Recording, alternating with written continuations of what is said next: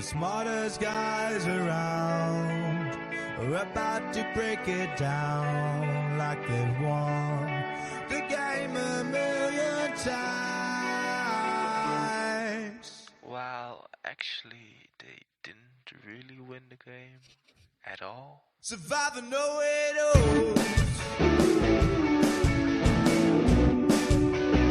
Survivor know it all.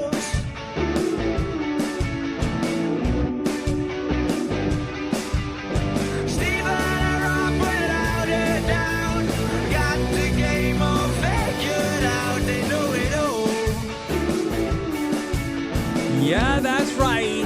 We know it all, baby. And we are back here with my great friend, Stephen Fishbach, to talk about it all. Stephen, how are you? I'm great. It's really nice to be here chatting with you, Rob. Uncle Stephen.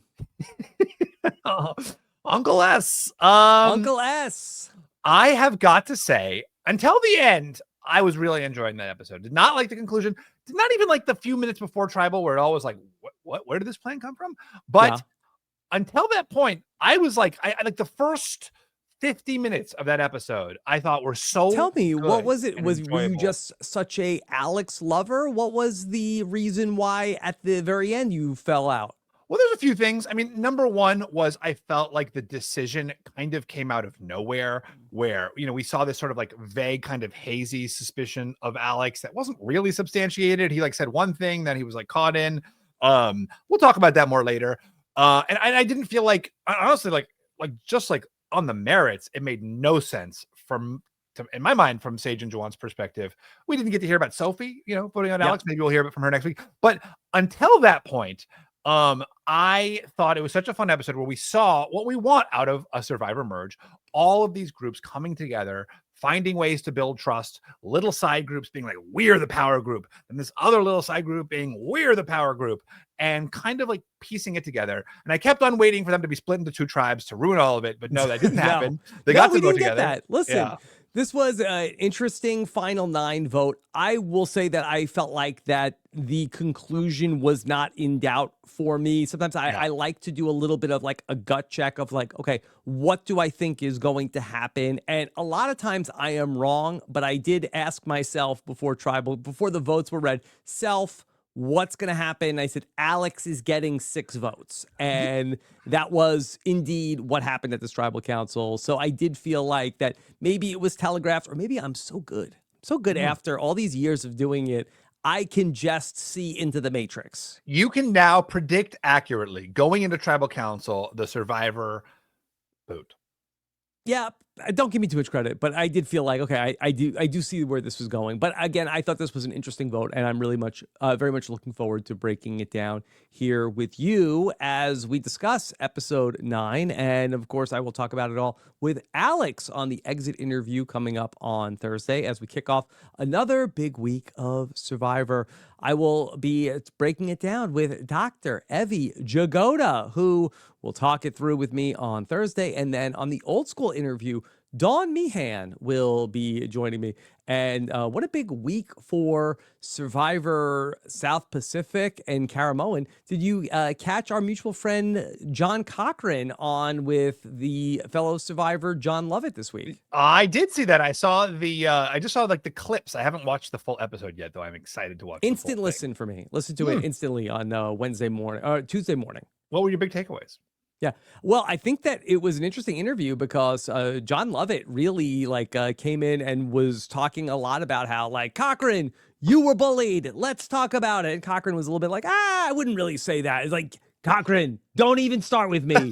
You were tell me right now, you were bullied, right? Right. So yeah, it was an interesting listen. Yeah. It would have been, he should have brought in like as a surprise guest, like Whitney Duncan, to be like, let me prove to you that you were bullied. Mm-hmm. Yeah, so they get into all that. So definitely a great listen. And John Lovett's done a lot of really fun reality star interviews on his podcast. But Stephen, let's get into everything from tonight's vote. And it's so interesting that so let me start with my biggest takeaway is that, so now Rizzo, 3 weeks in a row, 3 episodes in a row, has gone to tribal council. Everybody knows he has the idol. And this guy, I'm trying to put this is a family-friendly podcast, but the cojones on this guy to do really not since maybe Russell Hantz have we seen somebody who has just been so brazen in, I'm not playing the idol.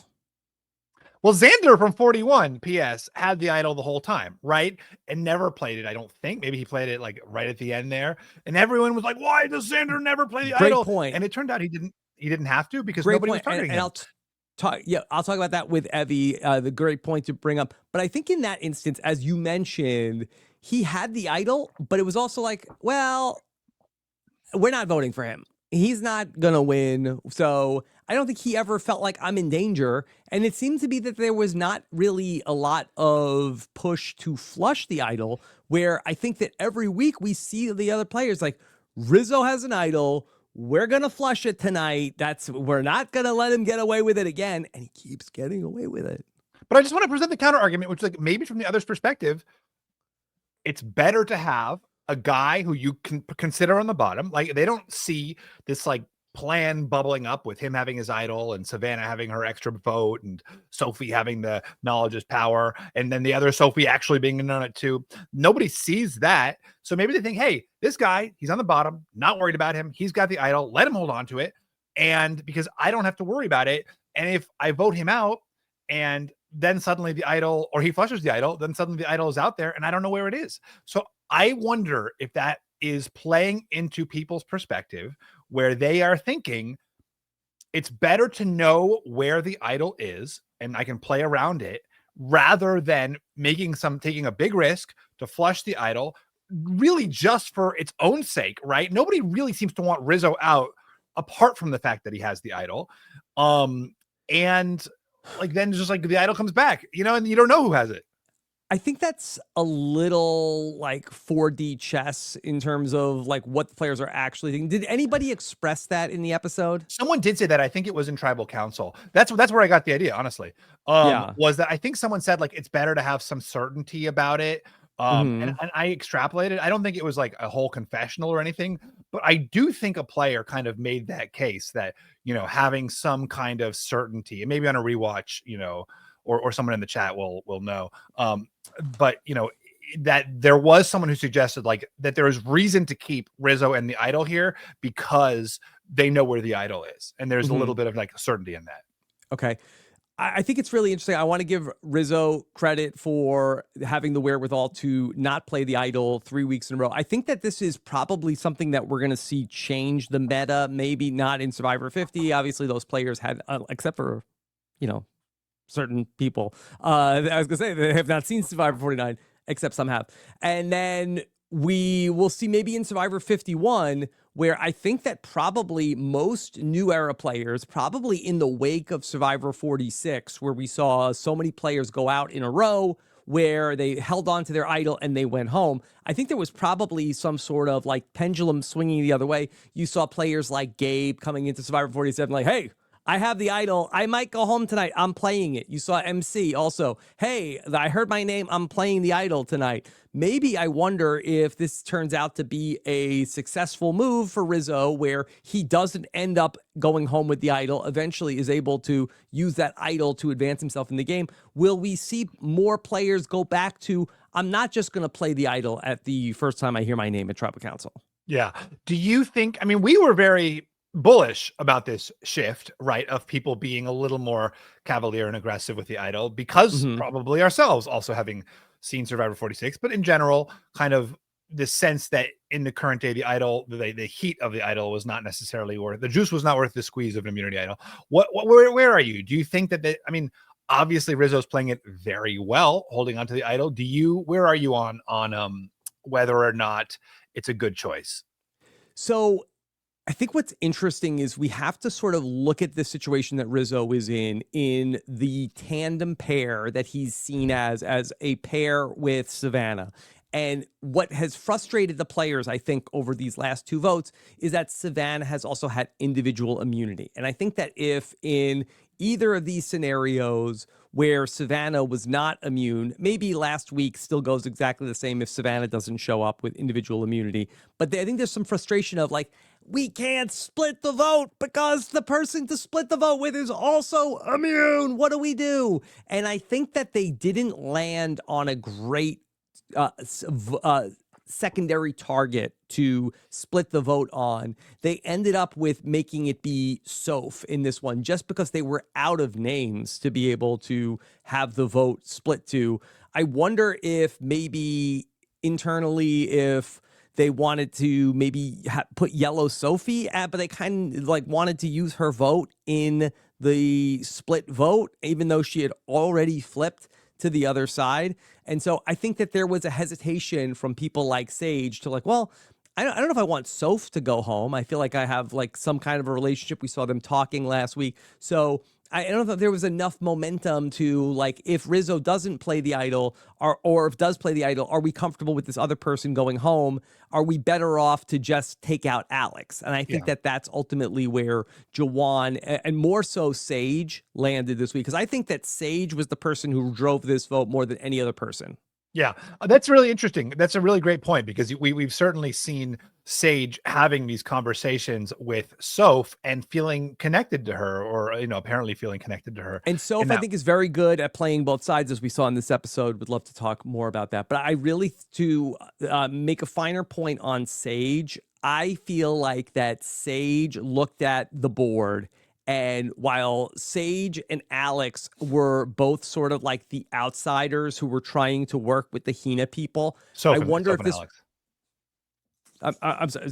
Sage right? and Alex. Oh, I'm sorry. Okay. Sage and Alex. Sorry to interrupt the flow. I think that Sage might have looked at Alex as being a person who they were both competing for the same spot in that alliance of being sort of like the person that's with Hina, who didn't start with Hina, sort of like the outsider. And I wonder if Sage looked at it like, okay, if Alex is gone, can I assume that spot as being the person who's in with Christina and with Steven, and who else is there?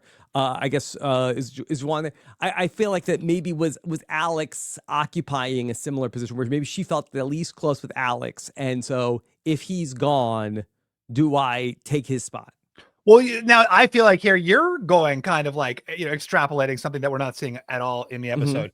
Because I feel like we haven't seen anything to suggest that, everything we've seen has suggested that Sage, now whether or not what Sage feels deep inside of her, like maybe she feels threatened by Alex, I can buy that. But like, we certainly have not seen Alex having a more entrenched spot, in that group that Sage is trying to displace him I'm ready to argue this point, because I wonder, did Steven, not you, Steven, Spacey Steven, no, I don't want, but not like Kevin Spacey, but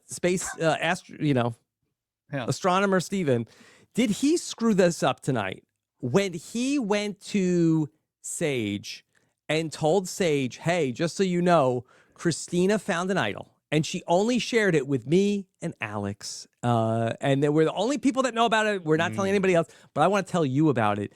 Did Sage then feel some type of way of, wait, hold on. When I was on the other tribe, did Alex and Steven and Christina like make this tight three that I'm on the outside of? And I wonder if I take Alex out of it, does that blow that up a little bit and make Sage feel like that she is in a better position with Christina and Steven, even though if they lose a number, but how much, like, could they count on Alex as a number? Was Sage on the outside looking in? Because I'm trying to figure out why Sage decided to go with this plan as opposed to the other. Because I felt like that Juwan was very much feeling like, hey, this is good. Alex, he's kind of screwing things up for me, but this is the way to go. I've been waiting to get out Rizzo, and I feel like that Juwan wanted to take the shot on Rizzo. But I feel like it's Sage, when we hear her in confessional talking about how that, no, I think that the move is to double back and go after Alex. Yeah, that's interesting, because I do think the question is, why would Sage and Juwan do this? Because superficially, from my perspective, and I think most viewers' perspectives, this is a bad move for Sage and Juwan, where these guys are in this dominant position right now, and they have sort of this web of relationships.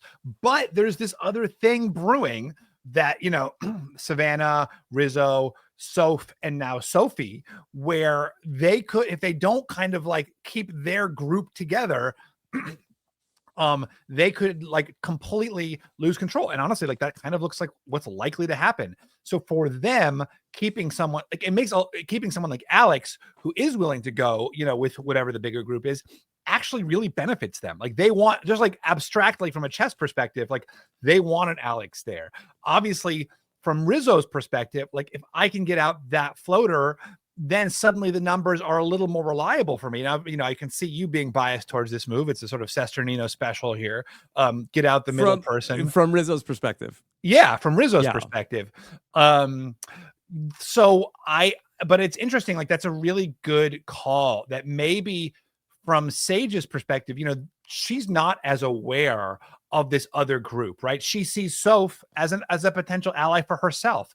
She knows Savannah and Rizzo are together, but you know, this idea that she would blindside Rizzo and eliminate Soph, who she considers an ally, and you know, instead of Alex, who she obviously does not have particular connections with, that actually does make a little bit of sense to me, Rob. You kind of are, you know, helping explain this, why this, why this one. It's not just your me, chic cardigan that's wooing me over. Is that what is happening? Well, I think that might be part of it. Yeah.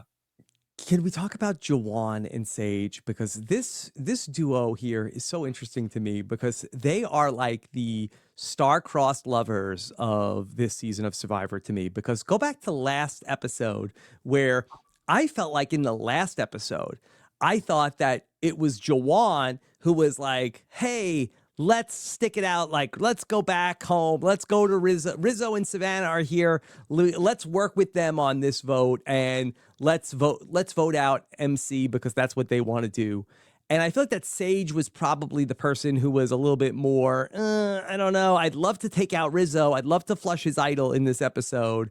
And then I feel like that this week it was flipped. I feel like that it was more Juwan was like, hey, come on. This is the move I've wanted to make. Let's get Rizzo. And I feel like it was Sage that was a little bit more like, let's hold off on that. Let's take out Alex this time and let's leave Rizzo and we'll do that another time. Yeah, but I think that's where they're wrong, right? That's where their hubris is kind of catching up to them, where I think they feel like this other group just does not have any leverage in the tribe and they don't see what's happening. They don't see it. They don't know what we know. Okay. Right. So many things that we don't, they don't know, as you mentioned, they don't know about the extra vote that Savannah has. They don't know about that Yellow Sophie has joined them. They don't know about Soph's knowledge is power. So they are letting them come along further into the game and they don't realize what a big threat is on that side. So, but I just think it's interesting that the two of them, that they were the swings in the middle on two votes and they sort of like flip-flopped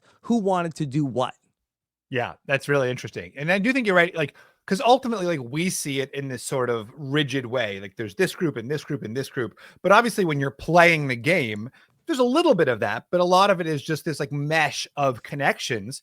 And you like, that person's not my best ally, but they're my third best ally, you know, and I think I could work with them. And that is so much more decisive, I think, on a questionable vote like this one. And I am curious what people will have to say about Rizzo and his idol. And like, obviously from our perspective, like leaving it in the game. But I remember every week in season 41, we were like, how could they leave Xander with his idol, this huge threat, Xander? And, you know, then by the end, everyone was like, yeah, we weren't too worried about Xander. You know, we didn't know he wasn't going to win the game. So whatever, like he can have his idol. And I wonder if there's that aspect too. You're at 9 here. You really are thinking, who am I going to sit next to? Who can I beat? You know, who's going to take me? And maybe they're just like not worried about Rizzo because he's like kind of a young kid and he's got this like Rizzo energy. No, but they keep talking about we want to flush his idol. Like players have cited that as a big motivation for what they want to have happen on numerous votes of like, hey, tonight, you know what's going to happen? We're flushing Rizzo's idol. We're going to get rid of Rizzo's idol one way or another. And it keeps not happening. I mean, some players are saying that, like Christina said that, but like maybe other players are not saying that. Because they're not doing it. Sophie had said it in the past. I think MC had talked I mean, about Juwan, it. I think Also, I'm sure said it. Yeah. Juwan has said it. So, Yeah. you know, a number of players have felt like that was a motivation. I think another huge thing that happened, I mentioned earlier about Savannah winning immunity, but I think if Sophie ends up winning this immunity instead of Savannah, now they can split the votes. Yeah. And it seems like that Sage's number one priority strategically is I want to vote out Savannah. I really want to take Savannah out of the game. And then when that was off the table for Sage, I think then she was open to flipping. I think that if Savannah is not immune, I think that this vote split, it's interesting because they'll still have 4. And I think you might end up seeing like a 4-3-2 on this vote. On this coming vote, wait, on this. Oh, you mean the one that On was the vote that hypothetical happened. one? I think it would have been Yeah. actually a more interesting vote where I think that maybe Sage and Juwan are still on board and they think that, okay, we're going to do it. We're doing a 3-3-3 tonight. And they don't even know that Savannah has the extra vote. And they think that Sophie is still with them. And they set up this 3-3-3 and it ends up being a 4-3-2 where that 4 ends up being Soph squared, Rizzo, and Savannah. They put their 4 votes on Alex, and then the other group thought they were splitting 3-3, sort of like a is this what ends up happening with Tyson in basically like yeah, right. The one vote switches, and then that's like then that person is going out. Yeah, right. Yeah, that's a good comparison. Let's talk about something that happened at the very start of the episode, which ends up being quite decisive for the episode, which was when Sophie and her group come back to the tribe. Everyone is kind of back. So, oh, you're still here, huh? Feels like a mistake. I mean, obviously, you know, Sophie Judge says this was, you know, it was an instinctive reaction. This was not like some game. This was a human reaction, and I kind of know what they're thinking of me from this. I really liked her metaphor. You know, I feel like I just got LASIK. You know, she talks about seeing these sort of yellow Hina blobs. They were really good metaphors. And now she can actually like kind of see the game ahead of her. I mean, good read from Sophie. Bad play from Steven and Christina. Yeah, and Alex also to be so surprised that MC was going to come back. I'm trying to think of, I guess they thought they probably were all day figuring out what's going to happen. Like, okay, well, they either Rizzo played his idol, or if not, then I'm sure that they probably voted out Yellow Sophie, and then she comes back. And then it's like, oh, we weren't expecting to see you here. Probably like one of the better reactions that we've gotten where Jeff's always like, all right, let's get our look at the new Uli tribe. Jason voted out. I'm like, oh, okay, who cares? Yeah. But this was like, oh, wow, we saw a ghost. We were not expecting to see you. And I think that for future players, maybe this is a moment where you say like, hey, when these split tribal councils happen, like don't be like acting like, wait, hold on, I thought it was going to be you, you know, like act like you are happy to see whoever comes back. I think that that's probably a good move for players in the future. Yeah. And it seems, I mean, it is like hard to control, but like, I think if you go in with this idea, hey, I've got to correct for that, then you can control a little bit because people are really picking up on your reactions. And especially when you're coming back from tribal, you're so like focused on like, oh my gosh, what are they going to think? What are they like? And you know, are they going to be surprised? Are they going to be disappointed? You know, it's such like a vulnerable moment, you know? And then you go and you're like a little, like your receptors are like pinging for a response. And then, you know, they gave quite a tepid response. I'm sure some of that was just surprise. Like, oh, wow, you're here. You know, it wasn't like, oh, you're here necessarily, but you know, I think there's a lot of overlap between you're here and you're here. Yeah. No, it's really interesting to see what this like smaller group that has come in, where after the Nate blindside, where it was just Rizzo and Savannah and Soph, now those 3 that were on the bottom, it's really they've been on sort of like a mini like Survivor Samoa type run where that they have these advantages and the bigger group just can't keep the numbers together. People are defecting and going off with the smaller group, and the full arsenal that these players have has not even been revealed. It's been like a real disaster for everybody else other than those 3 since Nate got voted out. Yeah. And I want to say that it is really been interesting. I thought this episode was so fascinating in that it was all kind of about the ways that these small groups build trust. And like that seems to be the story of this season, right? It was like first we saw the bottoms up alliance and like these three people saying like, hey, we're going to work together. We're going to work together closely. And then they end up taking control of the game. Now we kind of see a similar thing brewing with this other group. Mm-hmm. And we've always been big proponents, or certainly I have, I think you have, of like small, tight groups are like the most powerful force in Survivor. Like get your 3 people and like work together as an elite strike squad, a section, the section alliance. And you can accomplish great things because you're all working on the same page. You all trust each other and you can all kind of disseminate a similar story. I thought it was really cool seeing different ways that was accomplished in this episode. We had on the one hand, Steven telling Sage about Christina's idol as a way of building trust with her. And then you see Sage coming back from that saying, you know, Steven trusted me with this and this is big. This is like really good for my alliance. I thought it was cool too, how Savannah used her like true story as a way to build trust with Sophie B. And it was like, almost like, I mean, I'm sure we've seen it before, but like someone being so deliberate about it, you know, like, hey, I've got a secret and I'm going to tell you that secret as a way to build trust. And it's something that has nothing to do with game, right? Not like I have a secret idol, I have a secret advantage. Like I have a secret about myself and I've been holding on to it. And now I'm gifting that to you. I mean, it was such a, like, it made me totally rethink people kind of holding back their own personal stories as like a tool to use later in the game. Yeah, we do a lot of poo-pooing of people who lie about their occupations, but, you know, in the case of somebody like Savannah, where she has kind of like this innocuous lie about like, oh, I told you I was in marketing. Well, I'm actually a news reporter. Yeah. And, you know, she's able to like really make it this big reveal where it's like, wow, okay, I'm really trusting you with this information. And it's like such a like nothing piece of information where like Soph can't go like, hey everybody, oh my god, Savannah's a reporter, like film at 11, and everybody's like, what, the betrayal, you know, we have to get rid of her now. But it's like just like something where I think that for players it is a good thing to have like this like minor reveal to be able like, I know I told you that, you know, I have a dog, but I actually like I have 2 cats. Like, oh my, I didn't want to tell. You're the only person I'm telling. And you know, like people like do feel like that there was some trust. Also, it seemed like that there was like some sort of like emotional conversation that was happening. Savannah looked like she had been crying prior to her telling that information to Soph. So it seemed like that there is a strong bond between them. I was a little worried that Soph was going to, okay, I have a secret to tell you also.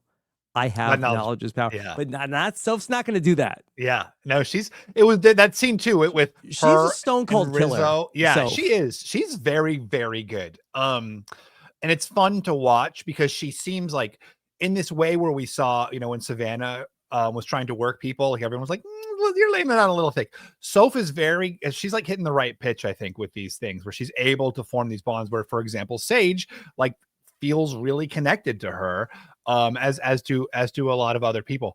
Yeah, I mean, obviously, like sharing this kind of personal anecdote can backfire. It wouldn't be like film at 11. It's like Savannah's been lying to us about her career. Can we trust her about anything now? But I think, like, of course, like it could spiral for sure. Yeah, but anything is how you use it, right? It's all like if you are intelligent, you trust the right person, you use it as a way of like creating intimacy with the right person. I mean, I thought it was really, really clever of Savannah, and it was like really fun to see something like that used so tactically. Okay. I'd love to get your opinion on Alex in this episode. And Alex, that was my winner pick. I was very high on Alex in the first half of this season. Don't say it's the Romeo curse, Steven, of that. I thought he had a great first half of the season. He looked like he was right there. And then after the merge, he kind of just like faded into a little bit of obscurity in terms of the edit. And then it was probably a little convoluted of that there was this lie that Rizzo tried to perpetrate of basically, and maybe just like sort of like tried to overhype, boy, Alex who's playing really hard. And I think that the edit did give us a little bit of that to sort of like, it was like a fine line to walk of like Rizzo is kind of making this up and embellishing what Alex is doing, but then the edit gave us a little bit of that to support it. So do you think that this was more Alex was a little bit of a victim of the edit tonight in terms of him overplaying, or do you think he actually was doing overplaying? Well, he himself, right, says when he's leaving, like, I guess I shouldn't have tried to play both sides. And that's sort of been his story throughout. We really didn't see it a lot, except for, you're right, I this mean, one like, did example. anybody think that Alex was a vote with Rizzo and Savannah? Like, what? But then he went to them right at the start of the episode and was like, "How much do you trust Juwan?" or whatever it was, like, I mean, it was that sort of like fugitive. Do you, or whatever it was. Anyway, moving on from my failed reference.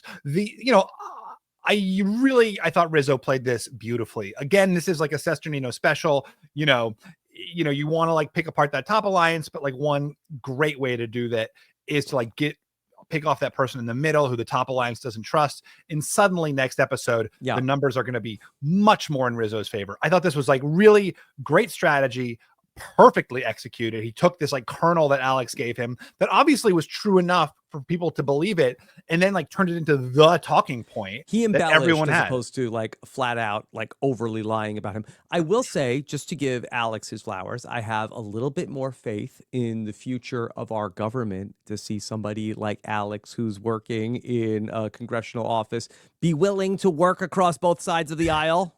Yeah. Oh, that's true. Compromise. Yeah.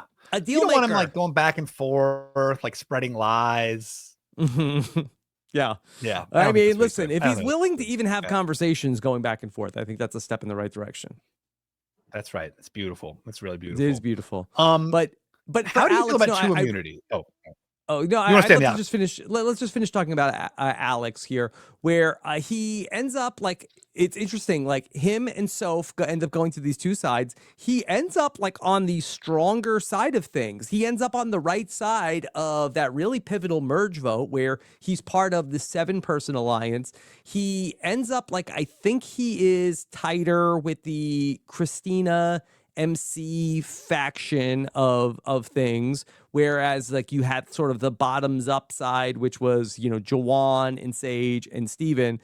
I do think in hindsight, MC was a bit of a glue gal in terms of like you had the faction that was MC and Christina and Alex over on like the leftovers from Hina. Plus, then you also had the people who were the bottoms-up people, Juwan and Sage and Steven, and MC and Steven had that very close relationship. So I think the MC might have been doing some work keeping everybody together. But Alex, he looks like he's on the right side of the numbers. He doesn't look like he's in any danger of going home or being a target, especially when there's 7 on one side and only 3 on the other. So it was like a very unlikely chain of events that leads to Alex going home. From the perspective of the majority group, I think this is like, once again, the same lesson we see every single time.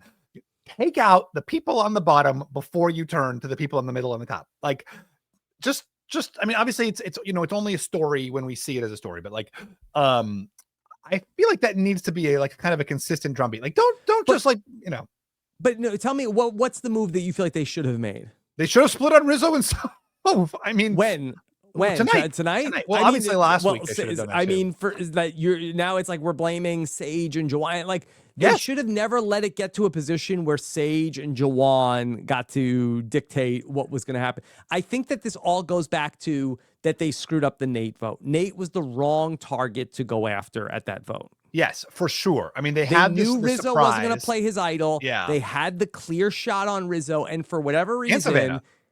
And Savannah and that vote, and for whatever reason they chose not to do it. And I'm still waiting to find out like who was the person that said no Nate Nate is the right call for this vote. Yeah, it was unquestionably. I totally agree with you. Like that was where this went wrong for that Hina bottoms up group, was voting out Nate there. I don't think there's like that. I'm 100% on board with you that was, and I think it was. I mean, wasn't it Christina who was the one who pushed Nate because she felt like it was the more conservative option because there was less that could go wrong there.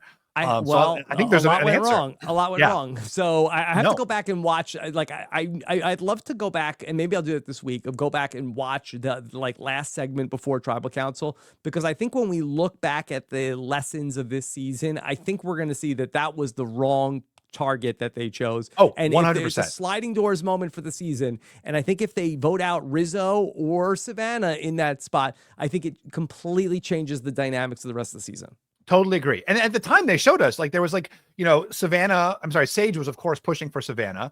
Juwan was pushing for Rizzo, get rid of him and his idol. And we had Christina saying, let's do Nate. He's like, I don't think Rizzo's going to play the idol for, him. He might play it for Savannah, but like the safest option here is Nate. And I totally agree it was the wrong choice. And last week it seemed like a terrible choice too.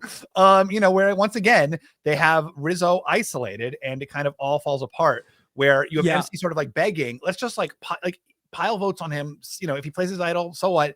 Or someone will go. And that seemed to me to be the correct option there too. And here again, I'm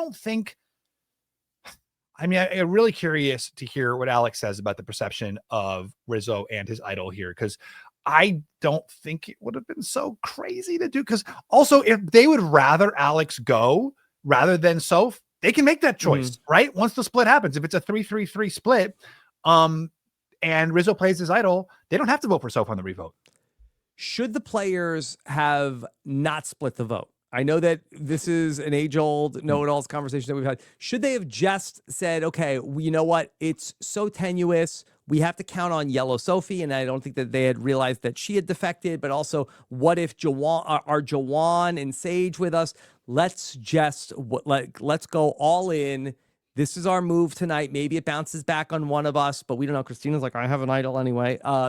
If Rizzo plays the idol, I could stand up and play my idol. Should we just put the votes on Rizzo tonight? Well, who is saying that to whom? Christina and Steven, I think, are probably the leaders of Hina. Instead of a split vote where we're going to potentially lose, whoever likes Soph as an ally, Alex, Christina, Steven. Okay, what if we just put our votes on Rizzo tonight? Right. And it gives less of an opportunity to sort of like, for there to be some sort of, backlash. And you're probably right that like maybe from Sage's perspective, she's happier to pile votes on Rizzo than risk her new friend Soph going home. I think there's something to that. I mean, it also sort of has to be said that Juwan and Sage voting with Rizzo and Savannah, right? They're all original Uli. So like even though they're a kind of a new alliance, like I think you are very comfortable always voting with your sort of original group. You still have that kind of like vestigial loyalty to them. Jeff talked about this is fluid. We heard the word fluid so many times tonight, and I just don't know if a vote split was actually that viable in this mix-up where, you don't have that level of trust that you might have had in 39 Days Survivor. I don't think we've seen a lot of complicated vote splits like this in the new era to begin with. Yeah. And it was interesting because like there was a lot of room to backslide. What I'm curious is, do you think they all backslid individually or did they backslide as a group? Like, did Sophie S know that Juwan and Sage were also going to be voting? I assume yes, right? But they kept both Steven and Christina out of this. So Sophie, I'd like to talk about her and her view on things, where she has a whole new outlook on the game. And we saw her come to terms with, okay, well, look, can't beat them, join them. I'm going with the other side. Did Sophie S know about what Juwan and Sage were doing? I'm not sure. Right. I need to go back through it again to see just like how much Sophie ends up. But Sophie's choice was definitely a thing, and she had to decide: am I with the people that I started with, or the people that I ended up? And that split tribal council turns out to be, again, such a huge inflection point in this season, where this is actually very interesting. Everybody that came out of that split tribal council, they all voted the same way. That entire group plus Soph ends up being the 6 votes on Alex. That's a really interesting point. And there's probably something to that, right? Like, hey, we all voted together last week. Like, let's all vote together. Like, again, like we're seeing they built trust. They did build trust. And like, once you vote with someone once, like you're probably more inclined to vote with them again. That's a really interesting note. And of course, like Soph is going to join that group.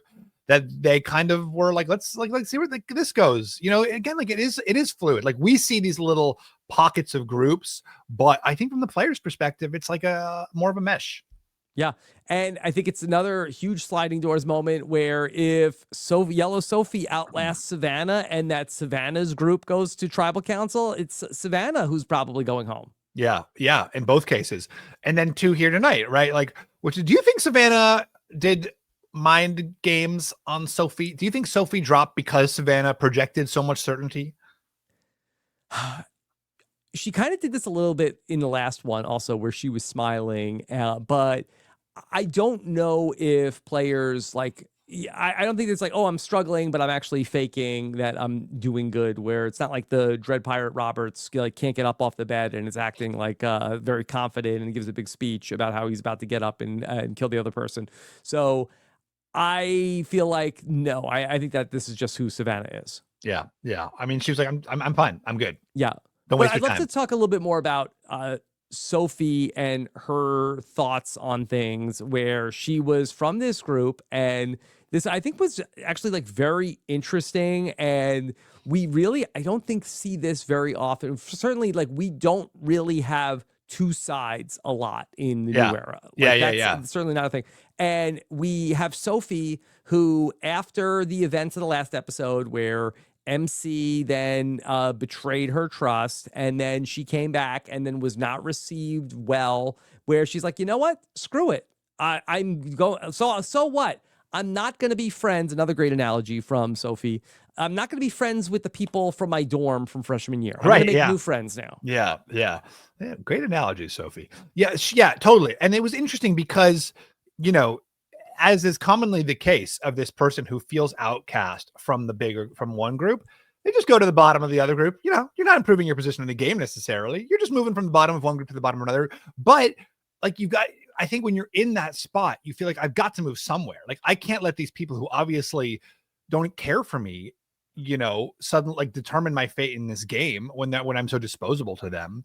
So even though like, it's not like her position necessarily improves, like, does it improve? Like, I don't know. I think it maybe slightly, because she's like in this top 4. And actually, you know what? In New Era Survivor, top 4 is all you got to be, right? Like, that's all that matters.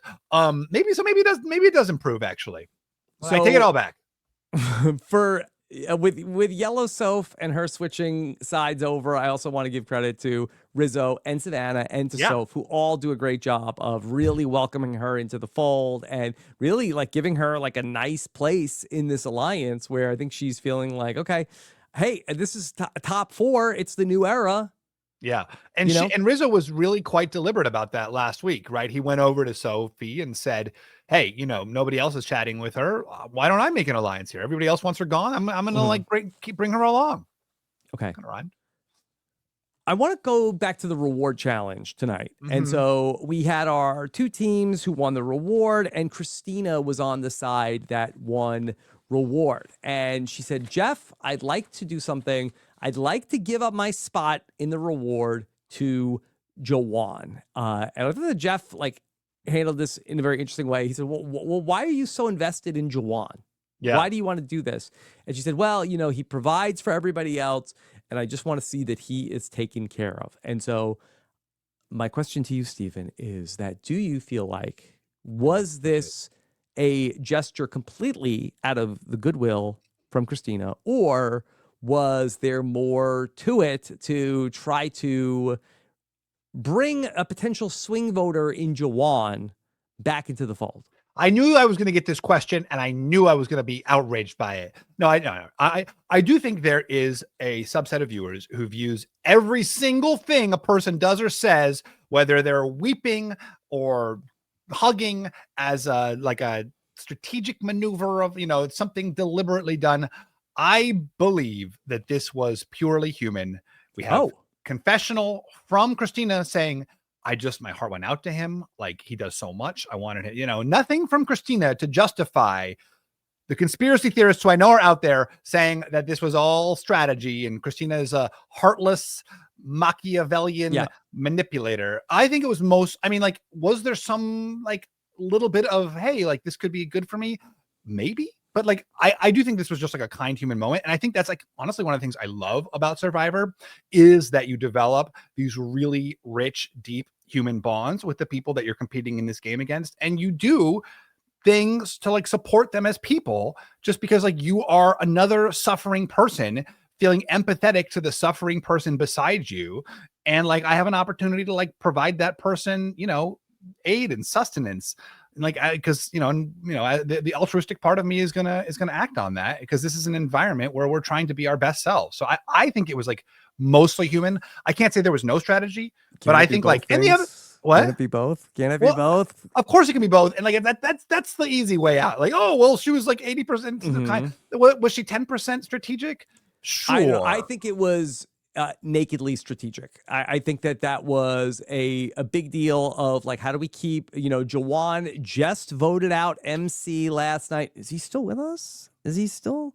I mean, and this has rarely worked in Survivor history. In Survivor San Juan del Sur, it happened a few different times. Natalie did. Where, well, I think that I think that Natalie and Jeremy both did it, where they let John and Jacqueline go on a reward together, if I remember correctly. And then there was another time where Natalie gave up her spot, I think, to Missy? To Missy, so she could do something. She could go and look for the idol or something like that.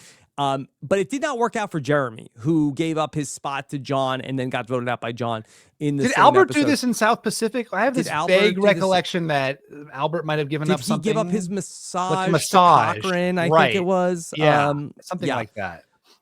So a lot of times it has happened. It did not work out for Christina in this episode, where then Juwan does not vote with Christina at this vote. I just think if Survivor is a text that we're trying to analyze, we have written on the page Christina's confessional of, I just felt like he's a human and he does so much for us, and I wanted to give him this moment. She doesn't say, she could easily have said like, and I wanted him to be my ally too. She doesn't say that. But that's not who she is, I don't think. I don't think she wants to like, I think she wants to be perceived as like, okay, I'm a generous person and I'm not like doing things out of just strategy. I'm sure everybody watching is like, no, of course it's strategic. But I do think that it was largely human. And was there some strategy there? Like maybe, sure. Like I admit, like I'm willing to give you up to 20% of strategy, but I'm not willing to go. I think it's higher than that. Like, can it be 50-50? No, I'm not willing. I can't agree to that, but you can find, I have not kept track of who has gotten to eat and who has not, who went to the merge feast or whatever. Is Juwan the only person who has not eaten anything post-merge? That's what they said. I mean, I'll believe them. Yeah. So, yeah, but this did not foster that much goodwill from Juwan towards Christina, because he does not go along with what she wants to do. Yeah, and we talked about this too in the 49 Laws of Survivor Power. Second plug for that book, for that audiobook this season. Season still 49. Available. Yeah. Hey. I mean, it is like 12 years old, so I'm not sure how great it holds up. No, perfectly by now. We have other books to sell. We have other books. We will. So many. We'll talk about that. We'll talk about that. But this idea that you cannot expect gratitude from someone, I do think is is never like that sense of gratitude is never going to translate, and honestly will more often than not foster a sense of resentment rather than gratitude. Yeah. You owe me one. Yeah. Like screw you. No, I don't. And I think it would have been a little bit different if it was like Christina had one reward and she gets to take Juwan and then foster the bond, as opposed to now she sends him off onto the reward. And who are the people that end up being there with Juwan? It's the reward winners. Alex, Savannah, Juwan, and Sophie S. Yeah. So he ends up then going to go eat when break bread with, at least two people from the other side. And Alex, who, even though they say he's playing both sides, probably like not the closer that, you would want for making sure that Juwan is back on with this other group. So maybe, had Juwan, gone back to camp, I don't know if who's there that could really work on like making sure Juwan is staying in the fold. And maybe they didn't really even think that Juwan was as big of a flight risk. Yeah. I mean, that is more my guess. And again, like, I know that a lot of people are going to think this was strategy because we do see everything through that lens, but I think that's like the least likely from Christina. This is, and I, she specifically said that it's a human thing. And I think like, that's what I love about the show is that you get these like big human moments in this very strategic game. Yeah. Also, to go back to what I said earlier, I think it was more Sage that was the ultimate flight risk here. And so maybe the move was Christina, like, Sage, You look like you could look, you could use a good meal. Come on, Sage, you take my spot. Go for it. I mean, the other thing is like we talk so much, right? Like all you talk about is who has not been on reward, who hasn't eaten, how long it's been since you've eaten. Like that is a subject of like 80%. Like the strategy conversations are like 20%, and then like who has eaten on reward is the other 80%. So I think that like it looms so large at camp, and I'm sure everyone is very aware of this for Juwan. And so, I think like just like gifting it to him is not a crazy thing. Yeah. Okay. I wouldn't Steven, this time of year, there's a lot of gifting that goes on. And what better gift that a person could give than the incredible Escape by Stephen Fishbach that some are saying is the most refreshing novel I've read in years. Wow. The most refreshing. And like a cool glass of water. It doesn't actually say it. The most refreshing novel I've read in years. Stephen Fishbach's debut is funny, sharp, and wildly entertaining. I tore through it in a single sitting. From Lauren Wilkinson, the author of American Spy, a novel. Wait, is that like when people like rip the phone book in half? Yeah, is that exactly. what they're saying? Yeah. I was so enraged by this book that I ripped it in two. Listen, at 440 pages, if you can rip it in two, God bless. But an author I really, really respect. Oh my gosh, Rob, we'll get the merch. Look, I've got the merch right here. Thank you for showing the book. Yeah. I could not tear through it. And that's the paperback. This thing is solid. That's the galley. Just like imagine with two hardcovers. High quality printing. Yeah. So again, like an incredible author who did write this book, American Spy, that is sort of this combination of this kind of like political thriller and literary novel, which I loved when it came out, and so to get for her to be praising me is again like a tremendous honor. Speaking of Escape, my New York show, I've announced this on social media with the Strand, sold out. But there are now more tickets available. So if you tried to purchase and were unable, there are now more tickets available. If you go to stephenfishbach.com to my events page, you can get tickets there for the Strand and for our Austin show, which is also almost sold out. So get tickets now because it is selling out and already has sold out.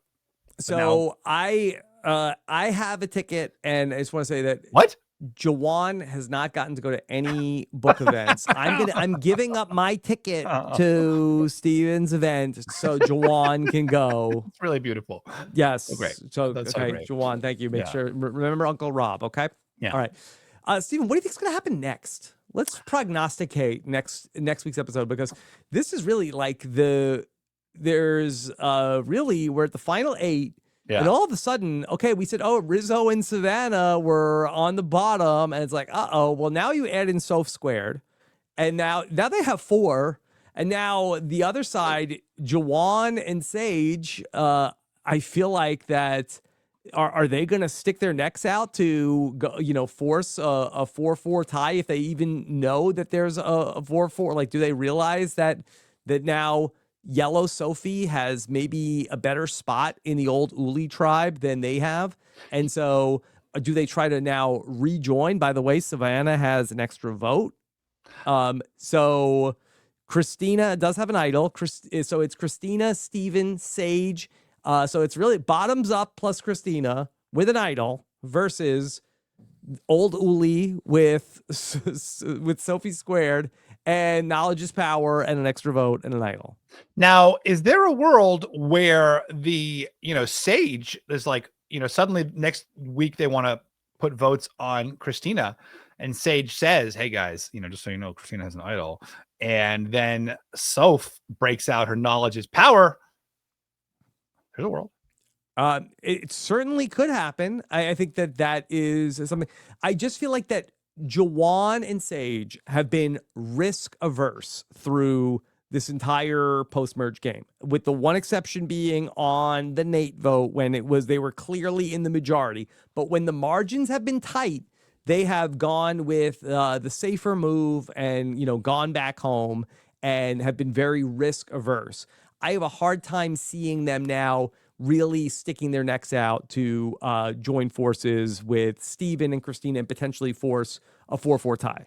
I wonder if they realize that they're in as bad a position as they are. I don't think so. I think they still think they're kind of on the top, and I think they're imagining, well, next week we'll I pivot think back and take they out think Savannah. that they're in the middle, and they really Yeah. that with Rizzo and Savannah have recruited Yellow Sophie with such a key piece on the board that they happen to win over and bring back. I mean, for Juwan and for Sage, I think that in hindsight, it was a crucial bad move to vote out MC over Sophie. And I know that's that I had opined that Sage and Sophie, Yellow Sophie, probably had a good relationship going back to the, but I just think that MC was like they were in a better spot on the other side. Yeah. And, once again, a very Cesternino-ish game here from Rizzo to target the outliers and kind of bring them over, the people who are the floaters, and like kind of bring them into your group. And it really is, this is really a classic kind of Survivor. It does kind of, I mean, honestly, because obviously I'm a former reality contestant, it does kind of remind me of Token Cheens, with like you have this like little trio, and then they brought in, Sophie S as Aaron Lobdell. And then suddenly they've got the numbers here all of a sudden. And I wonder if you're Savannah, if you kind of like want it to be more of a split vote so she can like play her extra vote and have like a kind of hero moment. When is the extra vote? I guess is good until 6. Is that right? I don't know. Yeah, I don't remember. I never keep track. There may not be a good point for Savannah to play the extra vote if it doesn't happen. But if it's a 4-4, I think the ideal position for Savannah is for next week to be a 4-4 split, and for her to play like extra vote as like a game winning or a game changing. As a game changing. Well, maybe if it comes down to it, is it like maybe is there like a at final 6? Like, do they need to split up? Like, where are these duos still in the game, and then it's 2-2-2, and she has to play an extra vote, and she does it like a Marianne type situation. I think that's what happened there. But in terms of Yellow Sophie and where she's at, it was like Juwan and Sage lost 2 allies at that split tribal council vote. Like that, like in hindsight, that was disastrous for Sage and Juwan. Where they lost MC, but they also lost Yellow Sophie to Rizzo and Savannah. Yeah, really, really bad. So I feel like should we do a fishy? So should we do a fishy award? Okay, let's talk about it. What's gonna happen with this week's big award?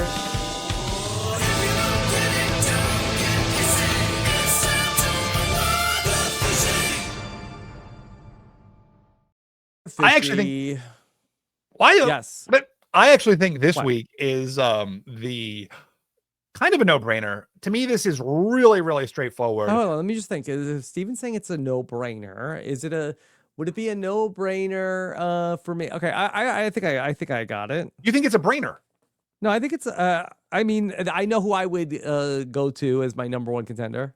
Yeah, I think this has got to be for Rizzo. Yeah. We see him very clearly state his plan.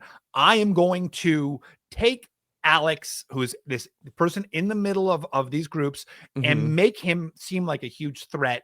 Then we see him do that. We see him go to all these people, take a few words that Alex has said and exaggerate them. So everybody is much more focused on Alex than they probably should be. It's a great move for Rizzo's group, the group at the bottom, because it eliminates someone who's kind of in the middle. It's not such a good move for the people at the top because, again, it keeps that bottom alliance alive. And I think this could be, as Rizzo said, like a game-changing move because next week suddenly they're in position to take control of the game again. And so I think you've got to give Fishy to Rizzo. Yeah, last week you and I were debating, should it be Rizzo or Savannah? And I still said Savannah from last episode. But I did it on the rewatch. I thought that Rizzo was still really doing some exciting things in last week's episode. But I felt like that almost last week was sort of like that happened around Rizzo. And Rizzo was like, I can't believe this worked. Whereas this week, it really felt like that he said, okay, here's what I'm going to do. and then he did what he said he was going to do. Somehow he brazenly gets through another tribal council without playing the idol, and he's in such a great position moving forward. I think somehow Savannah still is the bigger target than him, so he's been able to like do these idol maneuverings and then still somehow be the lower profile target in his duo. So he's doing some really fun things, and so I would say that give it to the R-I-Z, the Fishgod, baby. Yeah, it's interesting with Fish Savannah. God. Fish God, woo. Dagon is Dagon the fish god? I think so. It's interesting with Savannah that specifically people just seem to like. It seems like more personal, right? With Sage, it's definitely personal with Savannah, and then we had Christina saying today, you know, she just gives off mean girl energy. Yeah, and you know what? Listen, it's interesting because it's like the women are saying that about Savannah, and so I say like it definitely seems like a gendered thing, maybe one that like I am like not like wise enough to speculate on, but it's not like that we have a lot of like there's a lot of mean boy energy that he's a mean boy. I don't like that guy. He's a mean boy. Who's been a mean boy? Who's a survivor? Who's been a mean boy to me? No, I mean not like in your past. I mean, yeah, Austin I Rob, probably give you a Austin list. Rob a mean boy? By the way, on the Patreon feed, I'll be doing a podcast this week. I will be going through all of my greatest reality TV beefs. Though that'll be a special podcast. Yeah, we're doing it. We're doing it. You're like who you've had beef with? Yes, I will go through my reality TV career, and we'll do an accounting, an airing of the grievances. Oh, that's fun. Many of them, I'd say probably 95% of them are people who are mad at me. This is so exciting. That's a patron podcast we're working This might actually get me to subscribe to the Patreon. But who are the mean boys? Who are the mean boys to me? But I feel like that it's really only been, I'm trying to think if any of the men have called Savannah a mean girl, but Colton was a mean boy. Colton was a mean boy? Yeah. Yeah. Right? Sure, not to me, but no, but I mean, you know, on the show, you know, someone who was like a mean boy on the show. Mean boy. Okay. All right. So let's then talk about a bunch of other stuff that's going on, including our friends over at Chat BCC. I'm a mean boy sometimes. Chat BCC. Check it out. All the survivors are there, plus all the other reality shows, Amazing Race, Big Brother, that all your reality stars are there talking about what's going on in the chat over on Chat BCC. On Friday, I'll be with the patrons for the patron Q&A for episode number 9. That'll be at 3 p.m. Eastern, taking phone calls live from the patrons. And then on Monday, I'll be back. We had a very fun Club Condo this past week where Chappelle and I talked about the last episode. We talked about, did you see the new Survivor calendar, Steven? I saw that. I think I saw a clip of you and Chappelle maybe marveling that Mr. February. But yes, of course, for February, Rupert, the go-to guy. You know, keeps you whole months. Yes. Okay. So check it out. Club Condo. That's on the Patreon feed, plus everything else in our Survivor podcast feed. Go to weknowsurvivor.com.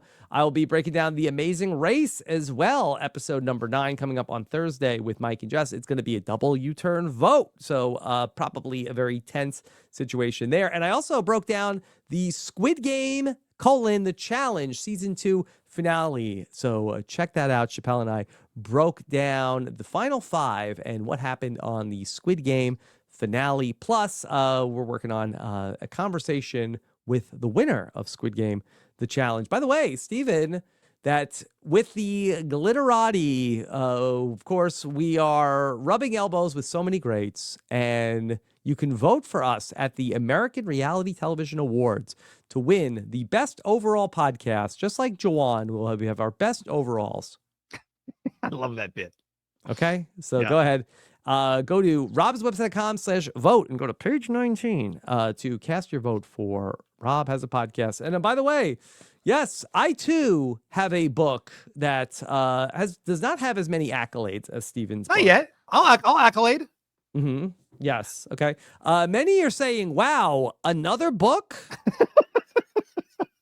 Check out robhasabook.com for everything that we're doing. We're working on some fun pre-order promotions, including some ways that you can give The tribe and I have spoken as a gift this holiday season. Whoa. Rob has a How do you book do that? dot Because com. like it's not going to be out till May. We are going to have a special link that we're going to be posting, and people will be able to get a postcard that they can give to show that you, too, will be getting The Tribe and I Have Spoken. And by the way, you could go on, it was really cool. I would have been on the Target website, and that they said they've got, you could get this, The Tribe and I Have Spoken. Like End Escape and Behind the Mirror, that you could, like, it was like people are buying all three.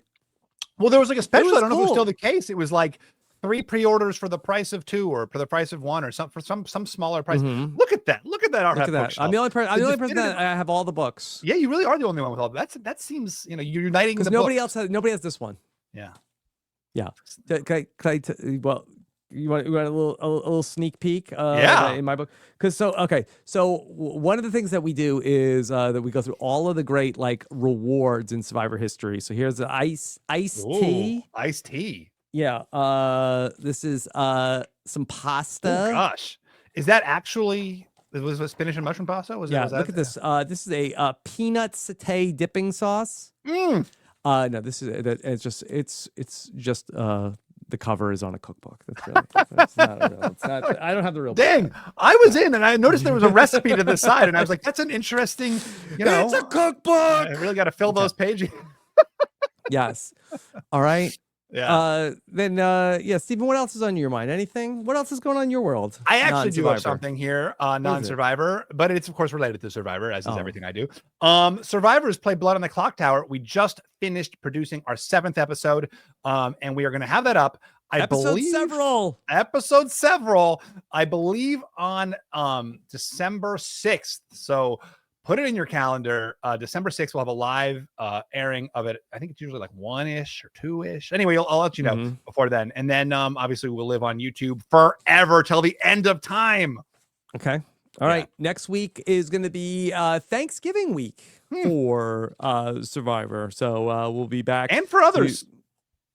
For everybody. Yeah. So we'll be hopefully have so much to be thankful about for episode 10 of Survivor 49. So much Survivor still coming your way. We love.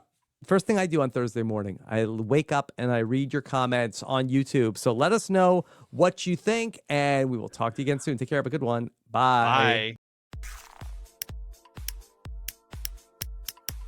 This is RHAP. We know reality TV.